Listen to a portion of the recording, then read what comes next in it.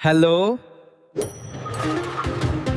student. Welcome back to my YouTube channel, Smart Study Coach.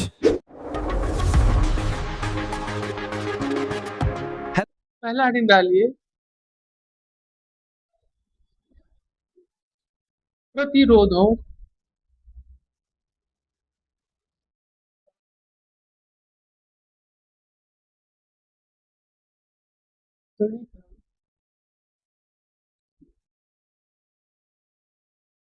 संयोजन। ठीक, इस क्रम में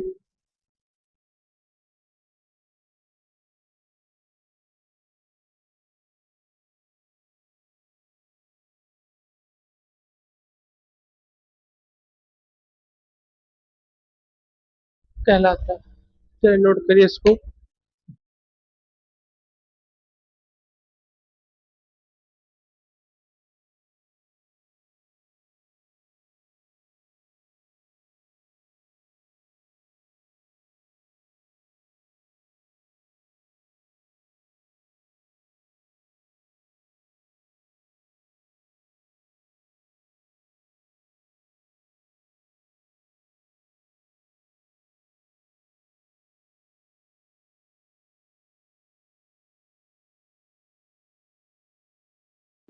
चलिए बनाइए इसको, तो फिर इसको सिद्ध करना शुरू करें।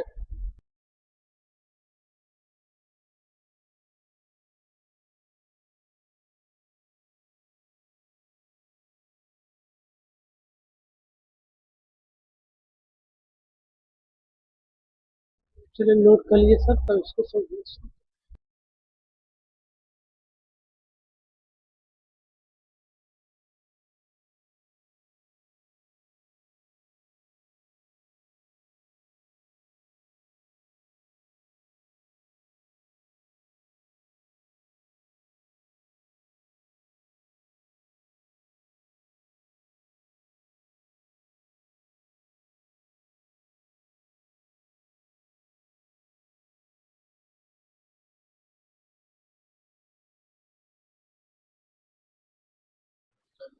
सबसे पहली चीज इसमें कुछ चीजें आपको बताई क्या गई है कि श्रेणी क्रम जो होता है आपका, ठीक है, इस क्रम में बताया कि प्रत्येक प्रतिरोध जो होता है, जो आपके प्रतिरोध दिया गया है R1, R2, R3, ठीक, इसको एक उससे जोड़ा गया है, ठीक है, घटक से जोड़ा गया है, यानी कि बैटरी से जोड़ी गई है, ठीक है, जिसमें आप विभवांतर को देख सकते हैं। ठीक, बताया कि प्रतिरोध एक दूसरे, ठीक है, एक प्रतिरोध दूसरे से, दूसरा प्रतिरोध तीसरे से, ठीक है, एक क्रम में जुड़ा रहता है।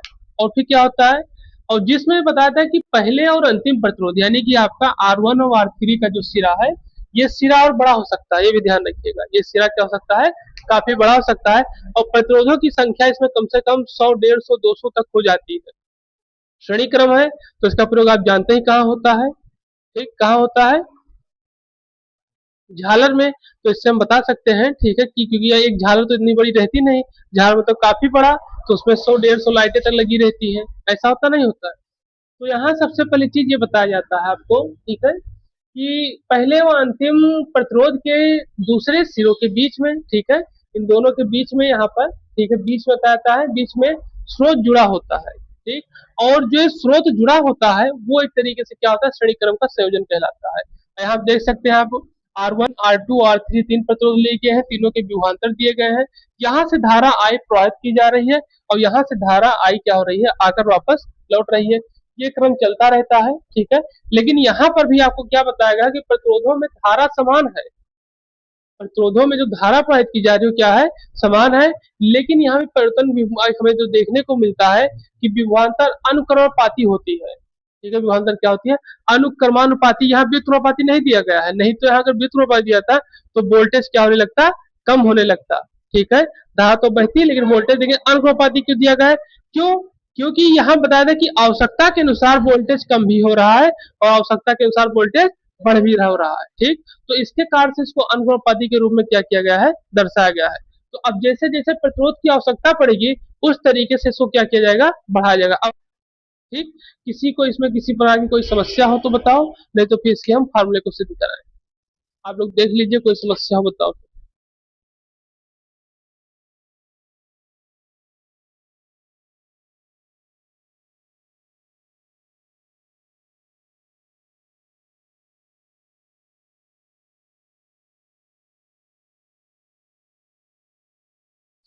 यहाँ पर सबसे पहली चीज आपको दिए गए प्रतिरोधों की संख्या।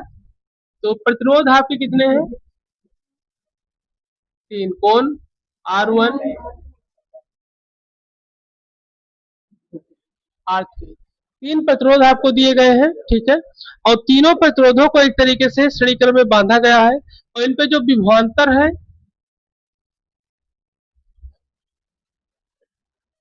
वो दिया गया है B1, B2 और B3। अब यहाँ पर हम लोग क्या करेंगे? ओम के नियम का प्रयोग करेंगे।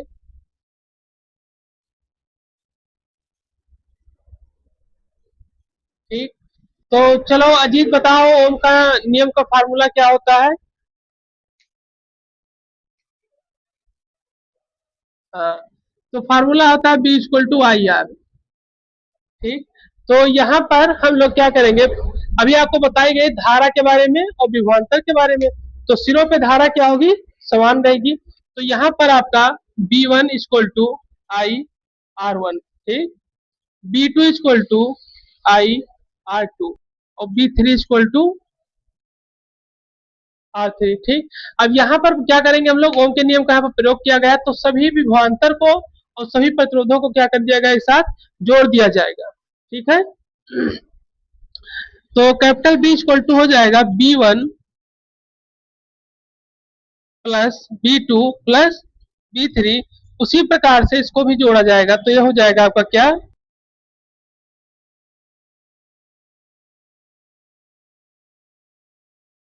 ठीक। यहां से आपका कुछ कॉमन होगा, इसमें कॉमन हो जाएगा आई, तो आपका क्या निकल कर आएगा? R1 R2 प्लस R3, ठीक है। ये आपका क्या होगा? कॉमन होकर के आएगा।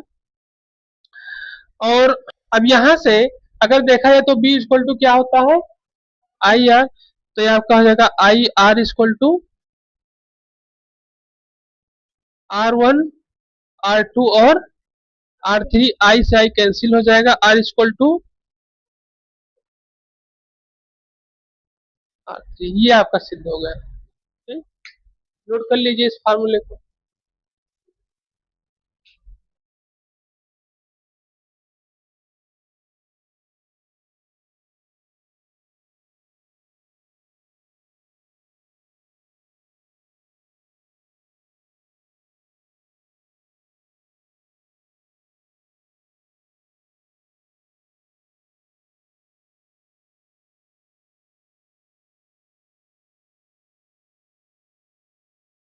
चलो देखो, तो सबसे पहले इसमें आपके प्रतिरोधों की संख्या दी गई है। ये प्रतिरोधों की संख्या आपकी बढ़ भी सकती है, ठीक है। R1 R2 R3 R4 Rn तक हो सकती है, ठीक।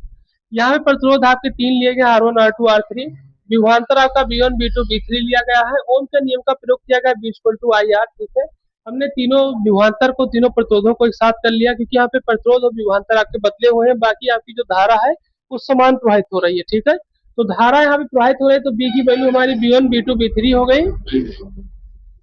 और साथ साथ यहाँ पर जो आपके ओम के नियम का प्रयोग किया गया है, तो IR1 IR2 IR3 हो गया। आई हमने कॉमन कर लिया, R1 R2 और R3 हो गया।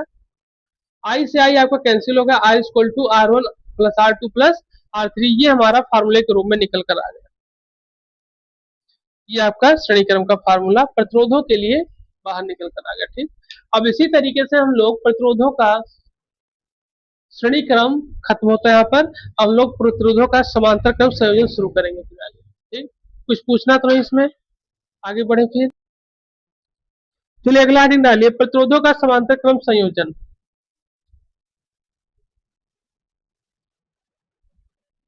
प्रतिरोधों का समांतर क्रम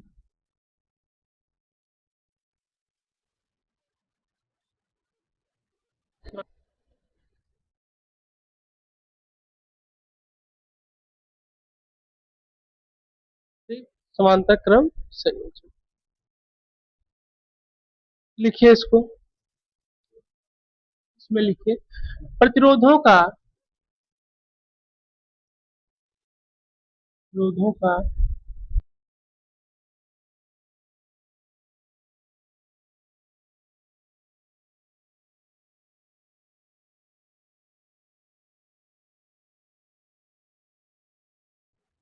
चलिए नोट कर लीजिए इसको, तो इसके चित्र को बनाया जाए।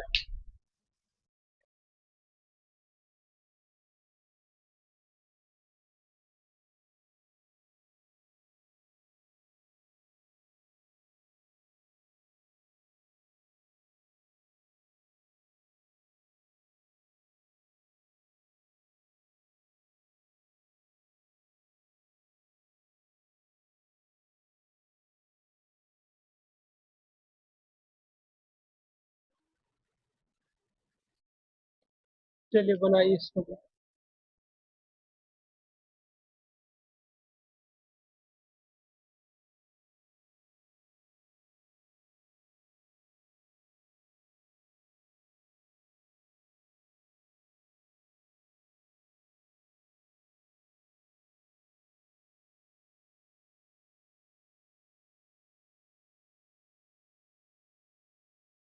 देखो पता है प्रतिरोधों का समांतर क्रम संयोजन कैसे होता है, क्या क्या दिया गया है, बताया है कि प्रतिरोधों का एक ऐसा संयोजन, ठीक है, जो आपका प्रतिरोध दिया गया है इसमें बताया गया है कि ऐसा संयोजन से R1 और R2 और R3 दिया गया है, जिसमें सभी प्रतिरोधों के एक सिरे से, ठीक है, ये आपका पहला सिरा है, मान लीजिए ये A है और ये B है, ठीक, तो के एक सिरे एक बिंदु पर तथा दूसरे सिरे के किसी दूसरे बिंदु से जुड़े हों, ठीक है, यानी एक सिरा इस बिंदु से, यानी कौन से बिंदु से, जहां से आपकी ये बैटरी लगी हुई है,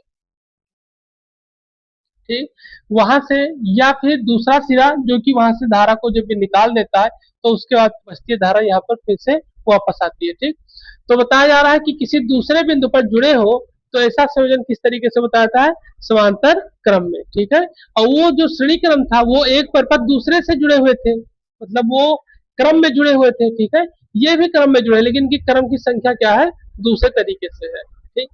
अब यहाँ क्या बताया गया है, कुछ चीजें और बताई जाती है कि सिरों के बीच का जो विभवांतर, ठीक है, सिरों के बीच का विभवांतर क्या होगा, समान होगा, ध्यान रखिएगा, इसमें क्या बताया गया, ये समान होगा। प्रवाहित धारा संगत प्रतिरोध की क्या होती है, व्युत्क्रमानुपाती होगी, जो इसमें प्रवाहित धारा होगी, ठीक है, वो प्रतिरोध के व्युत्क्रमानुपाती होगी, जो प्रतिरोध यहाँ प्रयोग किया जाएगा उसकी क्या होगा, ये व्युत्क्रमानुपाती होगी, ये ध्यान रखिएगा। तो यहाँ सबसे पहले ये बताया है कि सिरों के बीच जो विभवांतर होगा क्या होगा, समान होगा, क्योंकि इसमें सिर्फ आप देख सकते हैं एक ही बी दिया गया है, B1 B2 B3 नहीं, जैसे वहां पर B1 B2 B3 दिया गया था, लेकिन यहाँ आपको क्या दिया गया है, एक ही बी दिया गया है, और साथ साथ इनके प्रतिरोध जो है एक तरीके से धारा क्या होगी, व्युत्क्रमानुपाती, क्योंकि इसमें धाराएं आप देख सकते हैं I1 I2 और I3, यानी कि प्रत्येक प्रतिरोध के लिए धाराएं क्या है, अलग अलग है, प्रत्येक प्रतिरोध के लिए धाराएं अलग अलग है। तो यहाँ आपको बताया जा रहा है कि संगत प्रतिरोध के व्युत्क्रमानुपाती होती है, धारा जो होती है संगत प्रतिरोध की क्या होती है, व्युत्क्रमानुपाती होती है, क्योंकि यहाँ पर जैसा प्रतिरोध होगा, अगर संगत प्रतिरोध जैसे होगा तो उसके अपेक्षा धारा क्या होगी, व्युत्क्रमानुपाती होगी। अब ये जैसे आपका I है तो R2 I3 तो R3 के रूप में क्या कहता है, बताया जाता है। अब इसको हम लोग क्या करेंगे, इसके फार्मूले को सिद्ध करेंगे और हमारा समांतर क्रम संयोजन निकल कर आएगा। तो अब हम लोग प्रतिरोधों का जो समांतर क्रम संयोजन था, ठीक है, इसके अनुसार हम क्या करेंगे, इसको सिद्ध करेंगे, क्या सिद्ध करेंगे, इसके फार्मूले को सिद्ध करेंगे, ठीक है। तो चलिए देखते हैं, सबसे पहले इसके जो प्रतिरोध दिए गए हैं आपको, प्रतिरोध है इसके, तो प्रतिरोध है इसके कौन से, R1, कौन है ये बुलाओ, R1 R2 R3, तो यहाँ पर आपका प्रतिरोध जो दिया गया है, क्या दिया गया है, R1 R2 R3, और जो धारा दी गई है ये दी गई है I1 I2 और I3 दी गई है, और सिरों के बीच का जो विभवांतर दिया गया है वो आपको सिर्फ बी दिया गया है। ओम के नियम का हम लोग यहाँ पर प्रयोग करेंगे,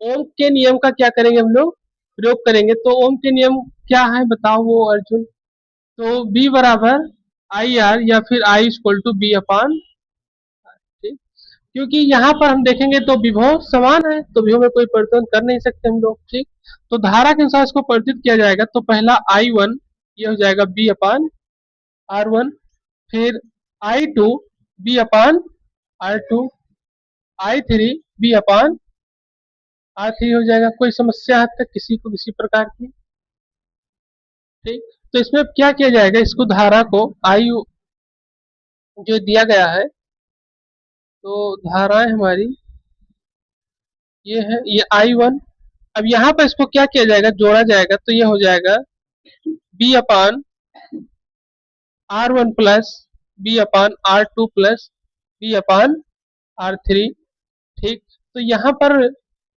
I इक्वल टू ये हो जाएगा बी कॉमन हो जाएगा और ये क्या हो जाएगा 1 अपान R1 plus one upon R2 plus one upon R3 हो जाएगा। ठीक, अब B इक्वल टू हमारा क्या था यहाँ पर, B equal to I R के रूप में है, तो इसको हम क्या कर देंगे, यहाँ पर परिवर्तित कर देंगे। तो I इक्वल टू क्या लिखेंगे, B अपान R।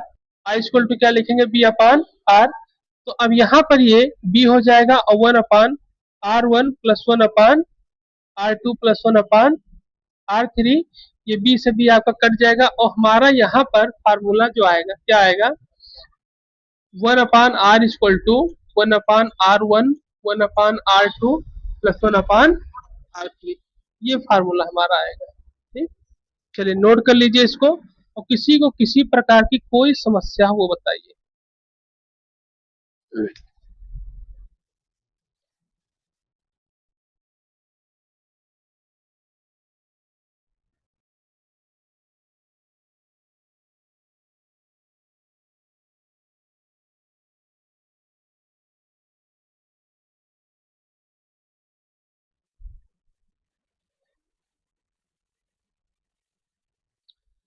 तो चलिए हाँ, इस बार देखते हैं। यहाँ पर यहाँ आपको प्रतिरोध दिया गया है R1 R2 R3, धाराएं दी गई हैं I1 I2 I3।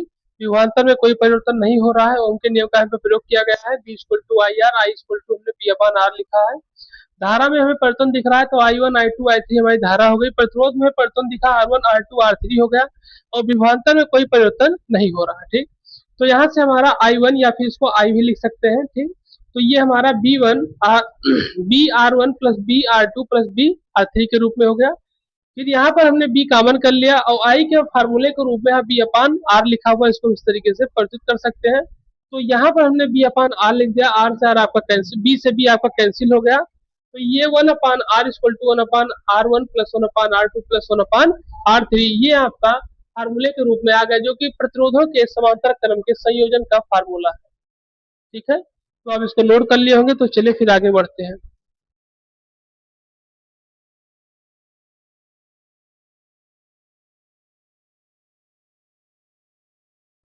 घरेलू परिपथ लिखिए।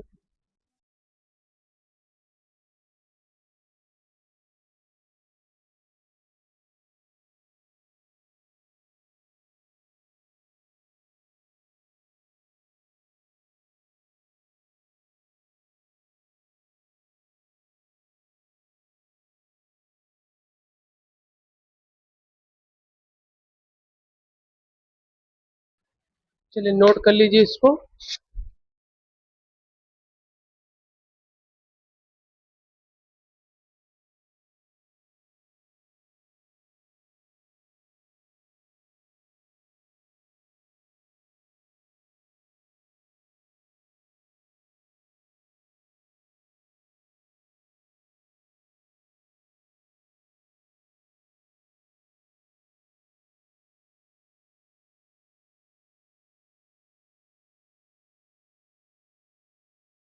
चलिए देखिए, सबसे पहली चीज में बताई जाती क्या है, घरेलू पर्वत में क्या होता है। तो इसमें सबसे ज्यादा जो हमें महत्वपूर्ण लगता है, बताया जाता है कि हमारे घरों में जो बिजली के विभिन्न क्या होते हैं, प्रयोग होते हैं। बिजली के हमारे घर में विभिन्न प्रयोग होते हैं। कोई मोटर चला रहा है, कोई उसमें पंखा भी चल रहा है, कोई फ्रिज भी चल रहा है। ठीक है, इस तरीके से कहीं एसी भी चल रही है। ठीक, तो इस तरीके से विभिन्न प्रयोग होते हैं, और वो सारे प्रयोग समांतर क्रम में होते हैं। इसमें होते हैं समांतर क्रम में। ठीक, समांतर क्रम में ये प्रयोग क्यों होते हैं बताओ, और वो कार्तिक। तो इसमें बताया था कि जो आपका विभव यानी विभवांतर जो है, ठीक है, और बोल्ट वो एक तरीके से समान रूप में सभी स्विच पर कार्य करता है। 220 वोल्ट है 220 रहेगा। अगर कोई बड़ी लाइन है तो बड़ी लाइन की तरीके से कार्य करेगा। ठीक, इस तरीके से उसको बताता है।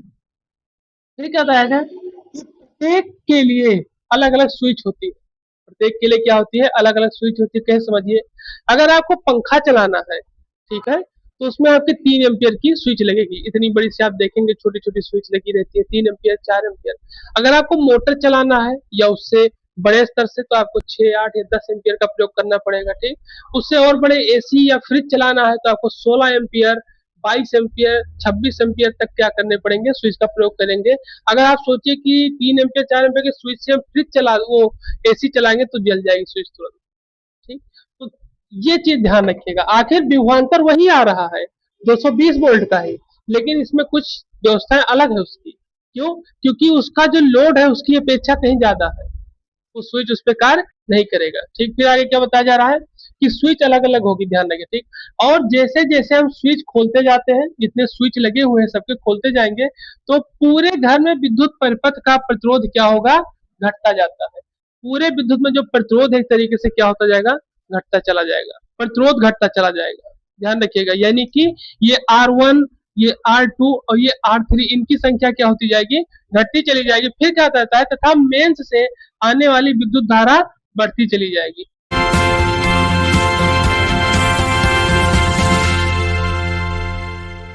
चैनल को लाइक करें, शेयर करें, सब्सक्राइब करें, कमेंट करें और फॉलो करें।